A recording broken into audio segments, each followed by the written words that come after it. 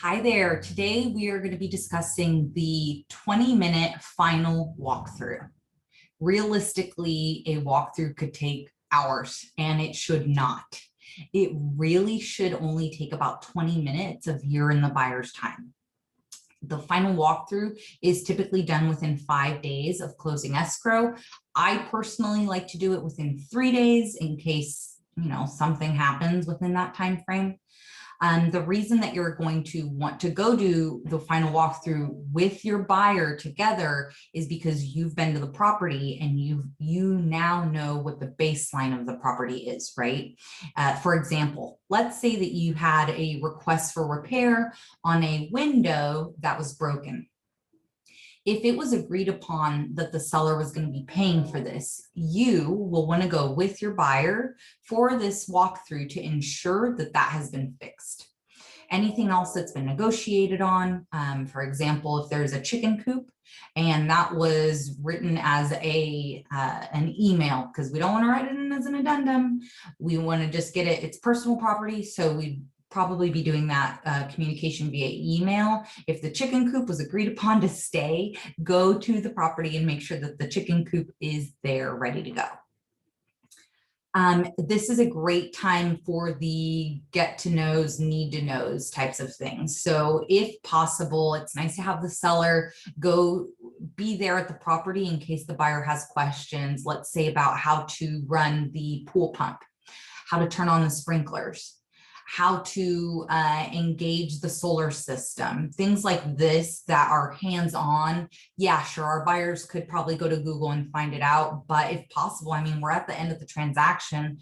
Typically, we do this walkthrough once the final signings have been done and the ink is dry, and we've just got the loan funding and title recording to go through. So at this point, it's typically safe for buyer and seller to meet, and you can ask that the seller give some additional information. Any pamphlets, paperwork, manuals, warranties, keys, and remotes should be left at the property for the buyer to take possession of. And you can make sure that the seller does this by you going to the property and ensuring that that information is there. On the transfer disclosure statement, it'll tell you how many garage remote controllers there are. Make sure that before you go to the property, you read through the RPA and look at what is supposed to be there. Quick anecdotal story for you. I had written in a contract once that the washer, dryer, and Nest thermostats were to stay on the property. During our final walkthrough, those 3 items were gone. This caused a delay in escrow because in the contract, it was stated that those items would be staying.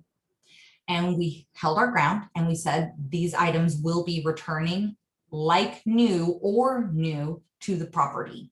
And so had I not reviewed that RPA, I may not have known, oh shoot, you know what, that washer is supposed to be there. Don't forget about the Nest. So before you go do your walkthrough, take mental note or actually go look at your purchase contract and see what is supposed to be on the property, what has been agreed upon in the RPA to stay on the property. Yeah, remotes, things like this, those should all stay there as well. And next up is the forwarding contact info. I can't tell you how many times I've got buyers that are like, hey, a package arrived for the seller. How do we deal with this? If your buyer is meeting the seller at that point, go ahead and have them ask, hey, can we have your forwarding address so that we can make sure that things get shipped to you? Typically, buyers don't do this and they just take it over to the post office, and that works perfectly just as well. It's also a good time for the buyer to go around, turn on lights, flush toilets, make sure everything's in good running order. Also, this is a great time to discuss with your client the transfer of utilities. The last thing we want is for our client to move in, let's say on Thursday, and Friday night, the water goes off and they're supposed to be moving their stuff all weekend. This actually happened to me as a buyer. We moved in and the sellers cut service the day that they moved out. And so we did not know that we were supposed to go get service transferred to us. So this is a great time during the final walkthrough to let your buyer know, hey, I've emailed you your home warranty. I've emailed you a list of city service providers. Make sure that you get those items transferred over into your name as soon as possible so that there's no delay. Make sure that you're focusing this final walkthrough as just that. This is not a time for your buyer to renegotiate anything in the contract. Let's say that there's a crack in the wall that we've known has been there, that the buyers knew were there. This is not the time for that buyer to say, you know what, I think I want that crack fixed. No, it's too little too late at this point. If there's a new discovery, let's say, again, this happened to me. A door had a huge hole in it, and not on my Avid, not on the listing agent's Avid. The seller did not disclose it in their transfer disclosure statements, and the buyer never saw this new hole in this door. That is when we bring it to the listing agent and say, look, we've made a new discovery. We need this door addressed, and then you'll take it from there.